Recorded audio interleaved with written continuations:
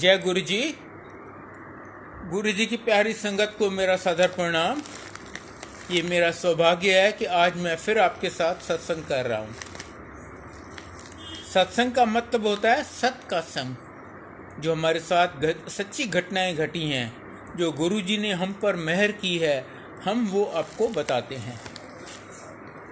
गुरु जी हमेशा कहते थे कि आपको पता ही नहीं मैं कितने जन्मों से आपके साथ हूँ।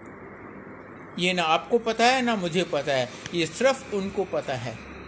एक बार एक आंटी आई उनके पास, कहती है गुरु जी आज तो मुझे ब्लेस कर दो। कहते हैं मैंने तो तेरे को 350 साल पहले भी ब्लेस किया था। अब बताइए 350 साल में कितने जन्म बीत गए, आपको पता है या मुझे पता है?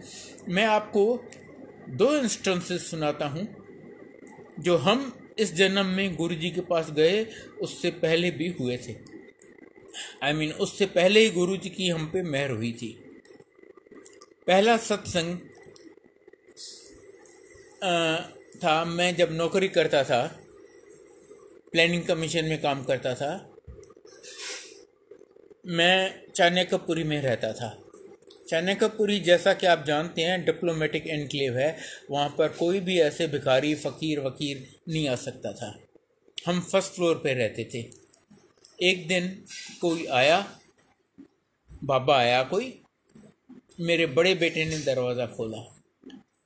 उसने आते साथ ही कहा मैं अंदर आ जाऊँ? उसने बोला हाँ जी आ जाओ। कहते हैं बेटा आपको जब आरती होती है तब जो घंटी बजती है वो आपको घंटी अच्छी नहीं लगती, आप बहुत अनईजी फील करते हो। ये वॉज सरप्राइज्ड। हम पूर्णमासी की कथा करते थे और उसमें हम घंटी बजाते थे आरती के टाइम पे। इसको वो अच्छी नहीं लगती थी। अब ये ऐसा ही बात थी, ना इसको ना इसकी मम्मी को पता थी ना पापा को पता थी, हम दोनों को ये बात पता थी नहीं। तो ये इतना सरप्राइज्ड हुआ कि मम्मी पापा को भी ये बात नहीं पता, मैंने कभी बताया नहीं, और इन अंकल को ये सब पता है। कहता है आओ जी बैठो। पहले तो वो बाबा ने पानी मांगा, उसके बाद इसने पूछा कुछ लेंगे? कहते हैं मैं चाय लूँगा। नॉर्मली जो ऐसे बाबा बाबा आते हैं ना, वो तो या दूध लेते हैं या छाछ या कुछ। इसने तो he was a bit surprised again कि ये चाय मांग रहे हैं। चलो हमने चाय बना के दे दी। उसके बाद बैठे इससे काफ़ी बातचीत की, हम भी आ गए। बताया हाँ जी आप बहुत अच्छे लोग हो, ये हो। हमने कहा वो तो जो भी आता है वो कहता है। उसके बाद इसको वार्न किया। कहता है तुम थोड़ा केयरफुल रहना, तुम्हारी राइट साइड पे ग्रह है, तुमको कुछ होगा वहाँ पर राइट साइड पेट में। और उसके 2-3 महीने बाद इसको राइट साइड पेट में बहुत खतरनाक टाइप का कैंसर निकला। ये बाबा ने खुद पहले ही बता दिया। अब हम रियलाइज करते हैं कि वो और कोई नहीं, वो हमारे गुरु जी थे। वो तो किसी भी भेष में आ जाते हैं। एक और इंस्टेंस मैं आपको सुनाता हूँ अपनी दोती का, मेरी बेटी की बेटी का। तब हम गुरु जी के यहाँ नहीं जाते थे। वो जब 15 दिन की थी उसको डबल निमोनिया हुआ, आईसीयू में एडमिट हुई। आपको पता है आईसीयू में वो किसी को घुसने नहीं देते, जो डॉक्टर्स नर्सेस को करना होता है वो करती है। गुरुजी ने मेरे आंटी के मन में डाला, वो डॉक्टर है, गुरुजी ने मेरी आंटी के मन में डाला कि तू जाके अपनी दोती को तो देख। ये गई उसको देखने, तो देखा उसका हार्ट फेल हो रहा है। इमीडिएटली ये चिल्लाई अरे तुम लोगों ने इसको छोड़ दिया है, ये तो मर रही है, इसका तो हार्ट फेल हो रहा है। डॉक्टर्स नर्सेस भागते हुए आए, आके देखा, कहते हाँ जी सचमुच इसका तो हार्ट फेल हो रहा है। और उन्होंने वो जो करना था वो किया और उसको न्यू लाइफ दी। और उन दिनों हम गुरु जी के पास नहीं जाते थे, अभी आना शुरू नहीं किया था। वो जानी जाना है, वो पता नहीं कितने जन्मों से हमारे साथ है। कहते हैं मैं तो आए, वो महाशिव हैं, साक्षात महाशिव, जिनके ऊपर कोई भी नहीं है। कहते हैं मैं तो पृथ्वी पे अपनी मर्जी से आता हूँ, मैं ज्योत हूँ, ज्योत से आता हूँ, ज्योत में मिल जाऊंगा। और मैं आता हूँ जो पता नहीं कितने जन्मों से मेरे भगत रह चुके हैं, सिर्फ उनको इकट्ठा करने और उनको ब्लेस करने के लिए। यूँ ब्लेसिंग्स लुटाते हैं हम बहुत जल्दी रियलाइज़ करते हैं कि अरे हमारी झोली बहुत छोटी है, उनके हाथ बहुत बड़े हैं। बस आपको कुछ नहीं करना, यूँ ब्लेसिंग्स लुटाते हैं। हम बहुत जल्दी रियलाइज़ करते हैं अरे हमारी झोली तो बहुत छोटी है, उनके हाथ बहुत बड़े हैं। पर हाँ, आप कितनी ब्लेसिंग्स ले पाते हैं डिपेंड्स ऑन यू। और उसके लिए उन्होंने कोई हमारे लिए कोई बड़ा वो नहीं रखा कि ये करो वो करो वो करो। हमें सब वहमों बंधनों से मुक्त कर दिया।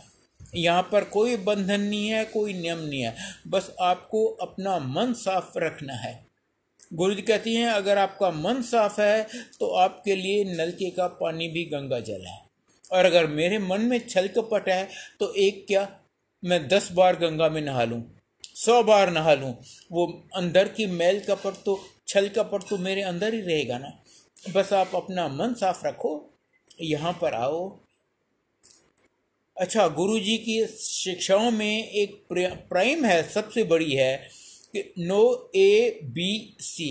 किसी को अक्यूज मत करो, किसी को ब्लेम मत करो, किसी को क्रिटिसाइज मत करो, किसी की निंदा मत करो, किसी की भी निंदा मत करो, भले ही वो कैसा भी हो, कैसी भी हो। अगर आप किसी की निंदा करते हो तो आप उसके सारे पाप कुकर्म अपने ऊपर ले लेते हो। उससे ज़्यादा भलाई आप उसकी कर ही नहीं सकते। तो प्लीज़ किसी की निंदा मत करो, अब्यूज़, ब्लेम या क्रिटिसाइज मत करो। बस आप यहाँ आते रहो। ये वो द्वार है जहाँ पर आपको सब मिलता है, new life, health, wealth, happiness, prosperity. बेटी की शादी करवानी है, मकान चाहिए, नौकरी चाहिए, पासपोर्ट चाहिए, कोर्ट केस है उसमें फंसे हुए, सब मिलता है। सिर्फ टाइमिंग और प्रायोरिटी उनकी चलती है। वो नहीं देते जो आपको चाहिए, जो आपको आप मांग रहे हैं, वो देते हैं जो आपके लिए अच्छा होता है।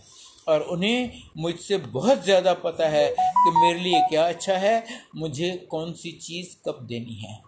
अगर कोई भी चीज़ छोटी या बड़ी आपको यहाँ पर बिन मांगे नहीं मिलती तो विश्वास रखिए वो आपके लिए अच्छी नहीं है। गुरु जी की प्रायोरिटीज़ हैं, कहते हैं सबसे पहले मैं आपको लाइफ दूंगा। अगर लाइफ ही नहीं है तो और कुछ लेके क्या कर लोगे। उसके बाद हेल्थ दूंगा। अगर लाइफ है पर आप ICU में पड़े हैं, रोज़ 1-1.5 लाख खर्च हो रहा है, 4 आदमी सारा दिन आपकी सेवा में लगे हुए हैं, तो क्या फ़ायदा ऐसी लाइफ का। तो लाइफ, फिर हेल्थ, फिर वेल्थ, फिर और जो भी आपको चाहिए। और विश्वास रखिए मैंने और मेरे परिवार ने ये सब चीज़ें उनसे ली हुई हैं, और पता नहीं कितनी बार। मैंने बताया आपको यहाँ हेल्थ मिलती है। आपने मेरे बेटे का इन डिटेल सुना होगा कि उसको ऐसा कैंसर हुआ था कि हमें दुनिया की हर जगह से जवाब मिल गया कि ये कैंसर तो 2-3 साल के बच्चे को होता है, इसको पता नहीं कैसे 24 साल की उम्र में हुआ है। उसको गुरुजी ने, इसका मेडिकल साइंस में कोई जवाब नहीं है, उसको गुरुजी ने सिर्फ कल्याण कीता कह के उसका कैंसर ठीक कर दिया। फिर ऐसे लड़के की गुरुजी ने शादी करवा दी, फिर पता चला कि उसको बच्चे नहीं हो सकते, उसको जुड़वा बच्चे दे दिए।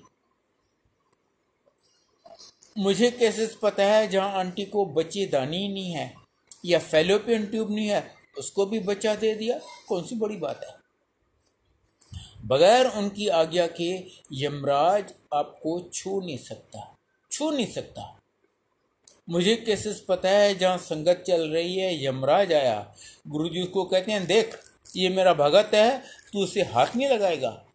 यमराज कहता है गुरु जी आपको पता है इसका टाइम खत्म हो गया है, आज मुझे इसे ले जाने दीजिए। गुरु कहते हैं नहीं, आज मैं तुम्हें किसी हालत में इसे नहीं ले जाने दूंगा। और यमराज खाली हाथ वापस चला गया। आज से कोई 16 साल पहले मैं मर गया था, मैं खुद, एम्स ने मुझे डेड डिक्लेयर कर दिया था, गुरुजी ने जिंदा कर दिया। कौन सी बड़ी बात है। और सर्टेन डेथ से तो मुझे उन्होंने पता नहीं कितनी बार बचाया है, पता नहीं कितनी बार, और हर बार बिन मांगे, बिन कुछ बताए। बस आपको यहाँ आना है, अगर कोई भी चीज़ आपको डिले कर रहे हैं गुरुजी देने में, तो वो आपके कष्ट कटवा रहे हैं। गुरुजी कहते हैं आपके 90% कर्म मैं माफ़ कर देता हूँ, और वो सिर्फ एक शिव जी कर सकते हैं, नो बडी एल्स।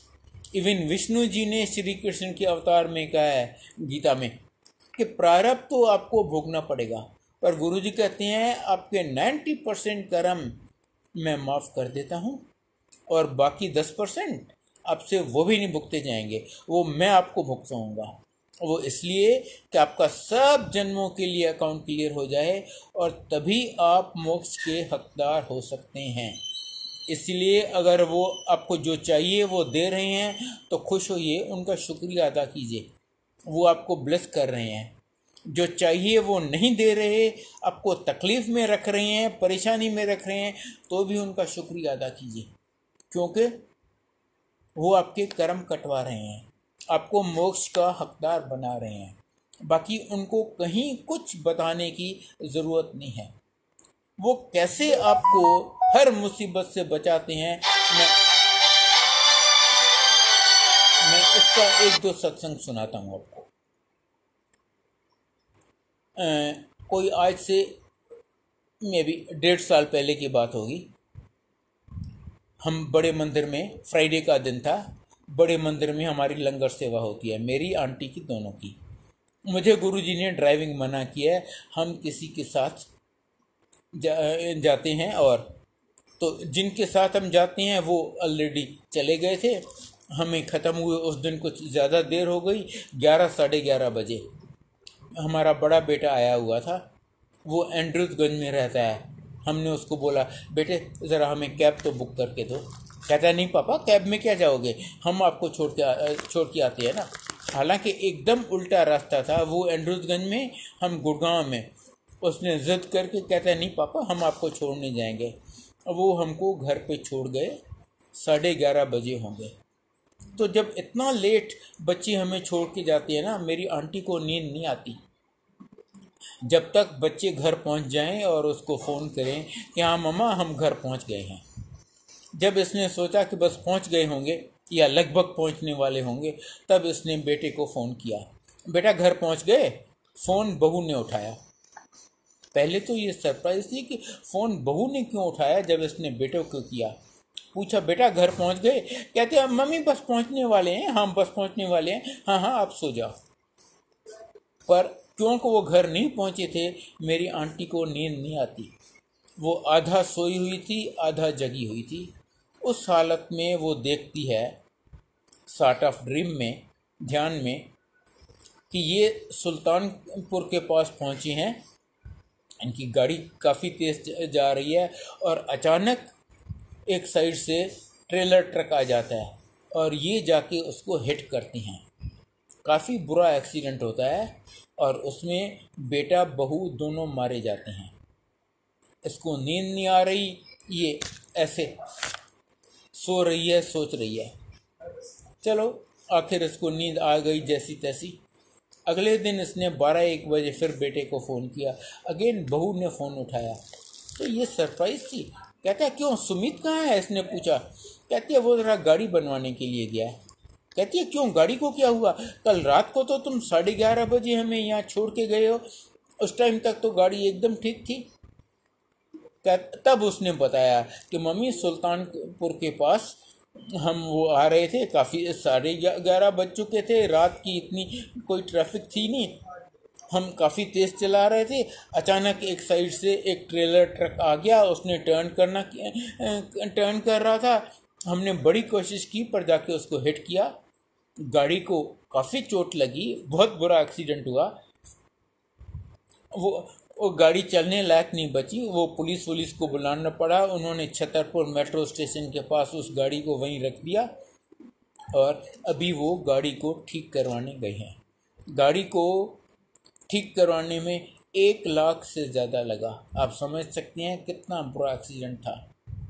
पर इतने सीरियस एक्सीडेंट में ऑब्वियसली जो मेरी आंटी ने सपना देखा था कि बेटा बहू दोनों उस एक्सीडेंट में मर जाते हैं, वो सच होना था।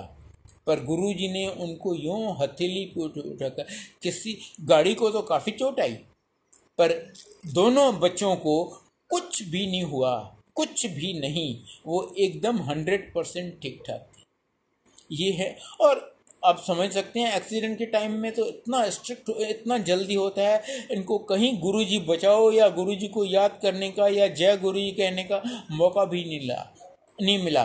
पर गुरुजी तो हैं, हमेशा हमारे साथ अंग संग रहते हैं। एक और इंस्टेंस मैं आपको बताता हूँ इसी बेटे का। बेटा वर्किंग है, बहू भी वर्किंग है, बहू नोएडा में काम करती है। उन दिनों ये गाज़ियाबाद में रहते थे। 2 छोटे छोटे बच्चे, इनको शॉपिंग के लिए टाइम ही नहीं मिलता था। एक दिन इसने संडे को इसने सोचा, हाँ आज अच्छा मौका है, आज मैं शॉपिंग के लिए जाता हूँ। बच्चों और आंटी को ये घर छोड़ के ये गया शॉपिंग में। हम पहले देवनगर में रहते थे, तो ये करोल बाग एरिया से काफ़ी फेमिलियर था। इसने सोचा मैं करोल बाग में गफ्फर खान मार्केट में शॉपिंग करने जाता हूँ। गाड़ी उठाई और गया। जैसे ही ये गफ्फर खान मार्केट पहुँचा, अभी एंटर करने वाला था तो इसकी आंटी का फ़ोन आया कि बेटे की तबीयत बहुत ख़राब हो गई है, उसको बहुत पेट दर्द हो रहा है, वो इतना रो रहा है, मेरे से तो संभल नहीं रहा, अब जल्दी से वापस आ जाओ। कहता है क्या हुआ? आधा पौना घंटा पहले मैं उसको एकदम ठीक ठाक छोड़ के आया हूँ, क्या हुआ तुम देख लो ना। कहती है नहीं नहीं नहीं, ये मेरे से एकदम संभल नहीं रहा, तुम जल्दी से आ जाओ, मारो गोली शॉपिंग को। ये बड़ा दुखी हुआ। कहता है यार इतनी मुसीबत से आज मौका मिला था, सब सर्कमस्टेंसेस ठीक थे, मैं आज आया शॉपिंग करने, पता नहीं गुरुजी को क्या मन में आया, उन्होंने मेरी शॉपिंग ही कैंसिल करवा दी। बड़ी कुरकुर करता ये घर पहुंचा।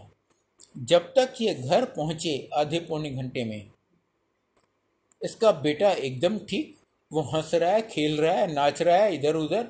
अरे क्या हुआ, ये ठीक कैसे हो गया? ये अपने आप ठीक हो गया। कहता है लगता है उसने जैसे मेरी शॉपिंग कैंसिल करवाने के लिए ये ड्रामा किया हो। चलो अब तो फिर वापस जाने का मूड नहीं है। इसने टीवी ऑन की। जैसे ही टीवी ऑन की वहाँ पर ब्रेकिंग न्यूज़ आ रही थी कि आज दिल्ली में 8-10 जगह पे सीरियल ब्लास्ट हुए हैं, और उनमें से एक गफ्फर खान मार्केट में एग्जैक्टली जहाँ ये शॉपिंग करने वाला था। तो देखिए गुरुजी ने कैसे बहाना बना के उसको वापस घर बुला लिया। ये हैं हमारे गुरुजी।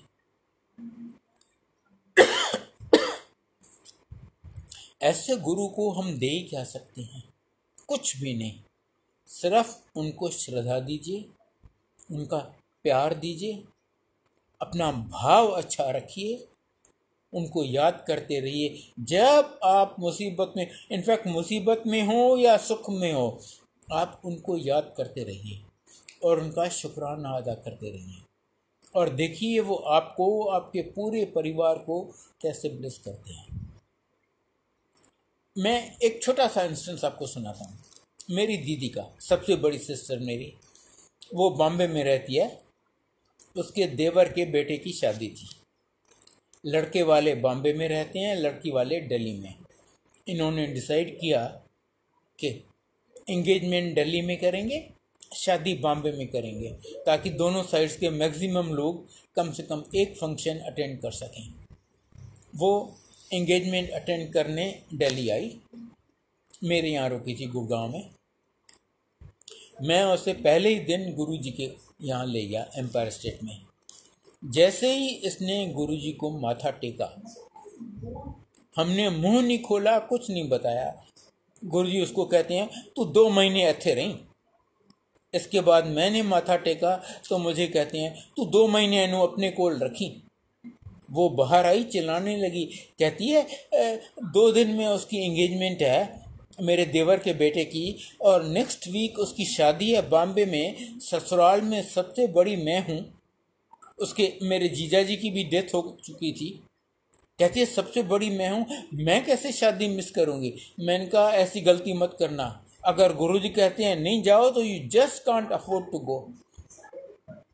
बड़ी दुखी हुई। उसने 2-3 संगत की आंटियों से भी बात की, सोचा कोई तो कहेगा कि नहीं नहीं दुनियादारी भी तो कोई चीज़ होती है, तुम चली जाओ। पर सब ने वही एडवाइस दी कि गलती से भी मत जाना, अगर गुरुजी कह रहे हैं नहीं जाना तो मत जाओ। बड़ा दुखी हुई। वो 2 महीने यहाँ रही। उसके बाद जब वो घर गई तो पता चला उसको एक ही बेटा है। उसकी बहू ने कोई 5-6 साल पहले एक स्टिल बॉर्न बेबी को जन्म दिया था। उसके बाद उन्होंने बड़ी कोशिश की, वो कंसीव नहीं कर पा रही थी। बहुत स्पेशलिस्ट को दिखाया, सब कहते हैं जी ना लड़के में कोई प्रॉब्लम है ना लड़की में, पर वो कंसीव नहीं कर रही। वो जो 2 महीने इधर रही, उसकी बहू ने कंसीव किया और आज she has a beautiful daughter.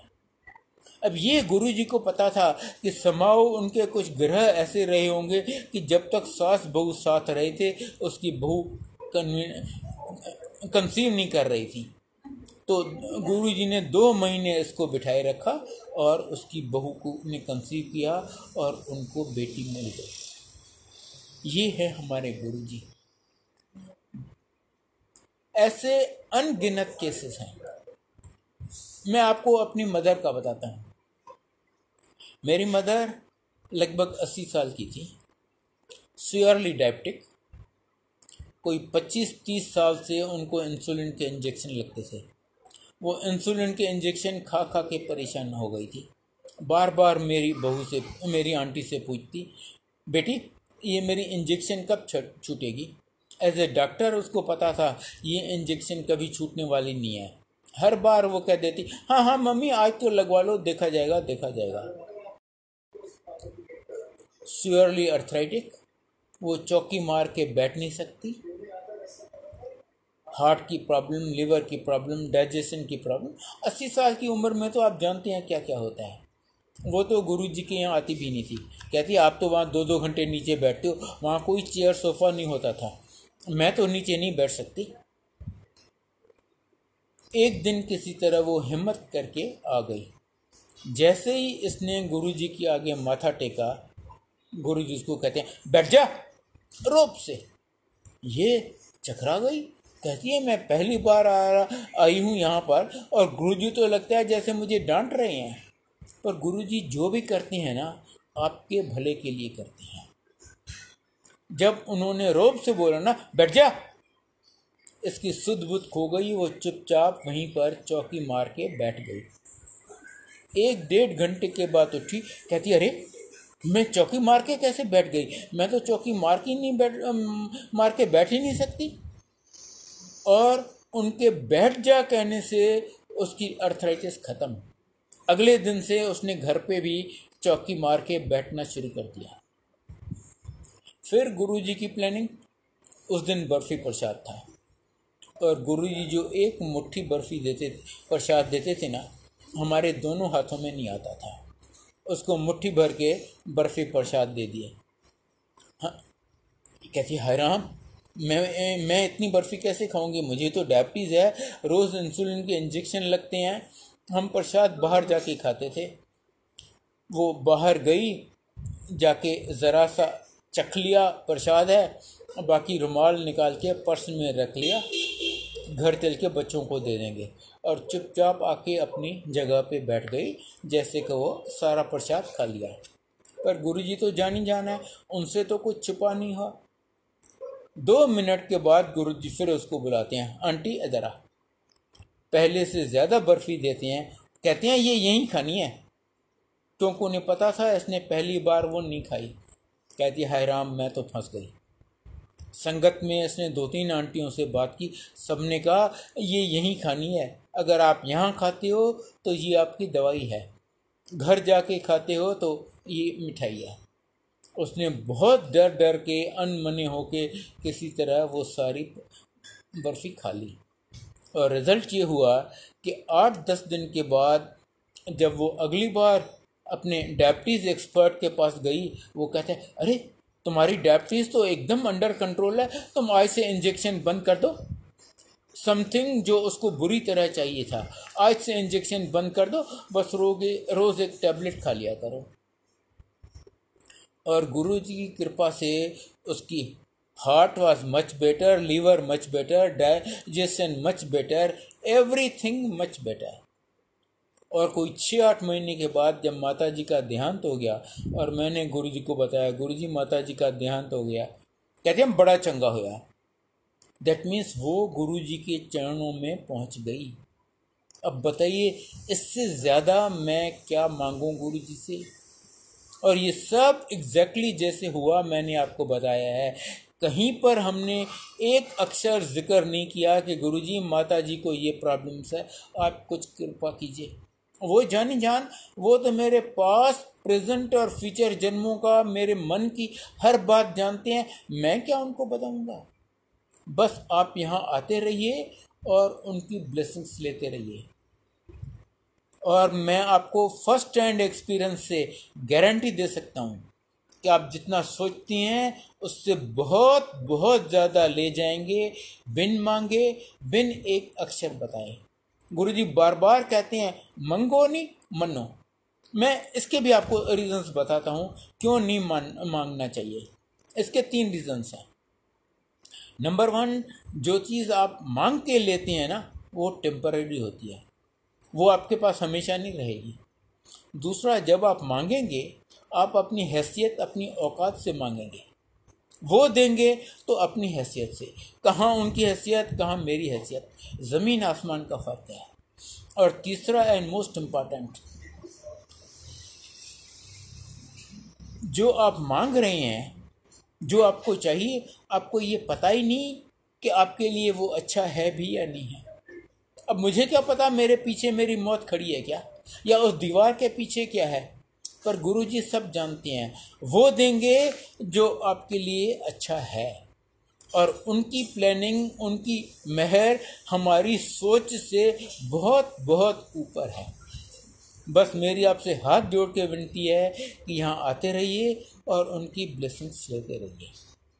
May Guruji bless each one of you. May Guruji bless every sangat in every possible way. Thank you Guruji, thank you Guruji. Jai Guruji, Jai Guruji, Jai Guruji.